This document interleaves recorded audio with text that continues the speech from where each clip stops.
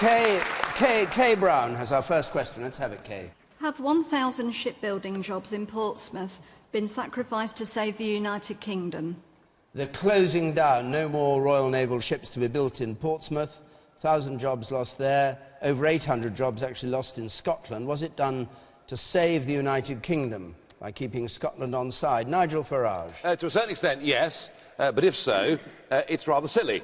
Because if the Scots were to vote, stupidly, to divorce themselves from Westminster next year, and our shipbuilding capacity found itself on the Clyde and not in England, actually, through EU procurement rules, we wouldn't even be allowed to directly source ships from Scotland. So I think even if it has been done for that reason, it's a mistake. I have to say that I find what has been done to the Royal Navy by the last Labour government, but particularly by this coalition, even before the 1,000 jobs in Portsmouth were announced to be lost yesterday, Portsmouth had already turned into a museum city, and pray God that the Argentinians don't reinvade the Falklands, because if they did, we wouldn't even be able to do a single thing about it, and the whole thing, in my view, is a crying shame.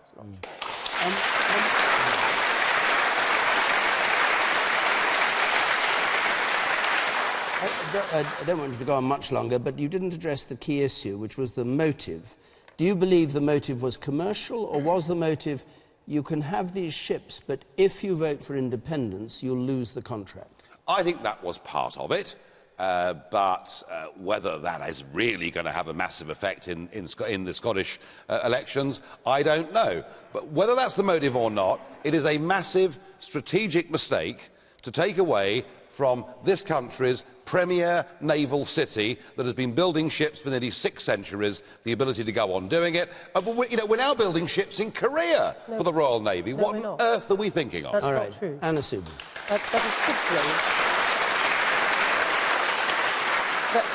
simply... That is absolutely simply not true. So you're not closing down? No, forgive me, you said we were building ships for our Royal Navy in Korea. The replenishment ships. Supply ships, yes. The majority, the big ships, the ones that are costing billions of pounds, we are building in this country. Are we building supply ships in Korea or not? I didn't interrupt you when you were misleading. Are we building supply ships in Korea or not? Excuse me, I did not interrupt Just you answer when the question. I'm going to answer the be question easy, won't it? from the woman that asked it in the audience, Anna Soubry, Anna Soubry, just let's clear this up. Are we having supply ships built in South Korea for the Royal Navy? I don't know if we are having supply ships. What I do know is please let me explain. The two huge aircraft carriers that are between them well over £7 billion, which will be the two largest aircraft carriers that our Royal Navy has ever had, are being built in this country. No planes on them. And they will have planes on them, and yet again you are misleading. Nigel, you've been on this programme often enough to know the rules are you don't interrupt all the time, just occasionally. Anna. And I think these are important issues, and I think we need to know the facts. Those planes will be built by 2017. That's when the aircraft carriers will be doing their sea trials. One at least will actually go into full operation. But Portsmouth is the question, not the future of Portsmouth. Why are you the question was Portsmouth? about Portsmouth, and this day, unfortunately, was always going to come, because we knew that the two big orders had been placed. We knew that as a result of those orders being fulfilled, there would then be a shortfall in the amount of work until we get the Type 26s up and running. And even if we go ahead and commission these new Type 26s, there will still be a shortfall in work. That was always known, unfortunately, when we entered into this agreement. In fact, it was the last government that entered into a contract which everybody agrees was absolutely dreadful. We have sorted that out fully to our credit, and we have filled a £38 billion black hole that we inherited from the last government. And far from people, if I may say, running down and criticising our Royal Navy, we should be praising it for the outstanding work it does. Nobody's been questioning that. And I want to Anna, and can I just go back to Portsmouth, which was the question? What happens? There will be 11,000 jobs still in Portsmouth supporting our Royal Navy. What happens if Scotland votes for independence to those contracts? That's the question. We don't know. In this sense. You don't know? Because haven't you this thought about government... it? Well, of course we have. Well, and so this government... Why don't you know... Well, am I going to be allowed to finish my sentence? You always seem to get away with it. OK. Because this is important stuff. It is as follows. We take the view that the Scottish people will do the right thing, that they will not vote to leave the United Kingdom. They will remain in the United Kingdom. And if that happens, then a decision will be made sometime after the referendum, a decision which was always planned to take place after the referendum. There is no connection between the two. Be absolutely clear about that, about the build of the Type 26s. But if Scotland were to vote for independence, you would inevitably reconsider whether to build warships in Scotland? We will take a decision on the Type 26s as we have always planned to do after the referendum. The referendum is completely separate to all of this, and it is also separate to yesterday's announcement. Yesterday's announcement was made by BAE Systems on commercial grounds. Can I then ask you why your boss, Philip Hammond, the Defence Secretary, said that the UK hasn't, except during 2 world wars, ever placed orders for complex warships outside the UK. I don't anticipate the UK would wish to do that in the future, and I think there's something there the people in Scotland need to think about very carefully. Yes, and the question is? The question is, why did he say that? Well, you'd have to ask him, but it sounds to make a lot of sense to me. Well, you're part of his department. What he's saying here in effect, is if Scotland votes for independence, they won't get those No, I don't think the decision about the Type 26 it'd be outside the UK, wouldn't it? It would be, if that's what the Scottish people do. Precisely. But my view is that the people of Scotland will make the right decision, which is to stay within the United Kingdom. Vicky Pryce. Well, I mean, it sounds on the face of it as if there was a political decision that's been made, whether we like it or not. However, underneath all that, there is a commercial reason why this has happened. Unfortunately, Portsmouth has suffered from this. And that is that, indeed, orders are not forthcoming for whatever Portsmouth thought might be happening there in the future. So there has to be some reorganisation. But the greatest issue for me is what happens to defence policy in this country. Is it an indication that we're going downhill? Or is there still a future? Of course, we have all these big orders coming up. We have the aircraft carriers being built. There will be some planes also that will fit on them. And there's going to be more stuff being done. But our percentage of, in terms of GDP, that goes on defence, which is very high at present. It's one of the highest in the world. We're fourth in the world after the US, China and Russia. Is going to be going down without any doubt.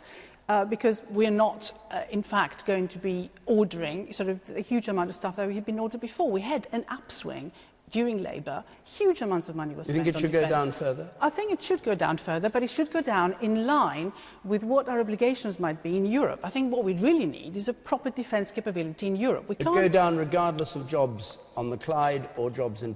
Well, what you can do... Well, yeah, what you can do, you can still do an awful lot of supply. What we were hoping for Portsmouth was that we'd be doing a lot of work for other countries that are, in fact, spending quite a lot now in refurbishing their own sort of capability, such as, for example, Japan, which is now spending quite a lot, surprisingly, on this. But those are not forthcoming. So it wasn't that we were going to be doing an awful lot of the things for us. We were going to be doing a lot of things for others. And the best thing to do is to do a European yes, but the UK politics of it, the UK politics of it, do you think that these orders were placed on the Clyde in order to keep Scotland on side? Well, the way it's been expressed, you can't really draw any other conclusion, which is unfortunate. I don't know whether they meant it, but that's certainly what it sounds like to me. All right, fine. Yes, you sir. Seems to me as if it's political blackmail. That's what it strikes me at. Political blackmail in what sense? Just... Well, there's one saying, right, we'll go into the Scottish if they elect to stay in UK. And that's about it. And you don't think there's a commercial reason for it at all?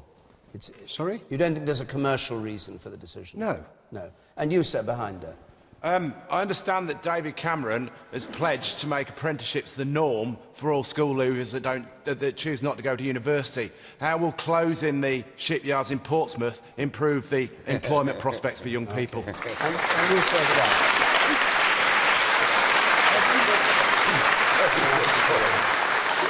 I served in the Navy in the 1970s and 80s, and we had 10 times the amount of warships we had then. The Conservative government of the day caused the Falklands War.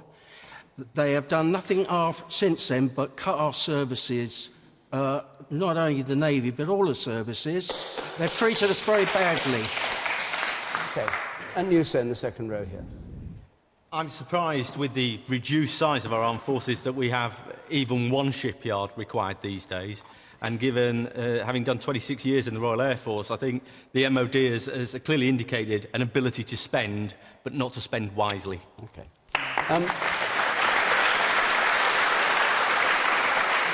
Emily, can I bring you back to the point made by the gentleman there, that this was blackmail of Scotland, this decision? I take what people say, that mixed messages have come out of the government in terms of what it was, what the reasoning is behind this. But I think on the face of it, it looks like it was a commercial decision that they had to make. And they had to decide which yards to go for. And I think that it's tragic that Portsmouth has lost its place as building ships for the Navy. And as has been said, they've been doing this since the time of Henry VIII. So I think that it is tragic, but, you know, shipyard needed to close and the decision was made. I think in the future, though, I think that with the referendum coming up, it may well be that there will need to be a political decision to be made. And I think that we should be clear-eyed about that. I think that the UK must not lose its ability to build ships for the Navy. And if Scotland becomes independent, I think that it is quite likely that there will be a political decision made as to whether to go ahead with building those ships in Glasgow. Okay. Oh, and sorry, may I also say, because I thought this was going to come up, I've got it written down on my pad, £38 billion black hole. Can I just say, right, we're getting this from the Tories all the time. They have been asked to work out, to tell us exactly how that adds up. Where do they get their numbers from? How does it figure? There isn't a reputable economic organisation that can back up what they say, including the National Audit Office. And we asked them to work out what this 38 billion is, and we've yet to have an answer. I don't know if we're going to get it tonight, but their sums do not add up. They bandy these figures around. Right. It's obviously come out of Linton Crosby's back pocket, but it does not make any sense. Okay. Benjamin Zephaniah.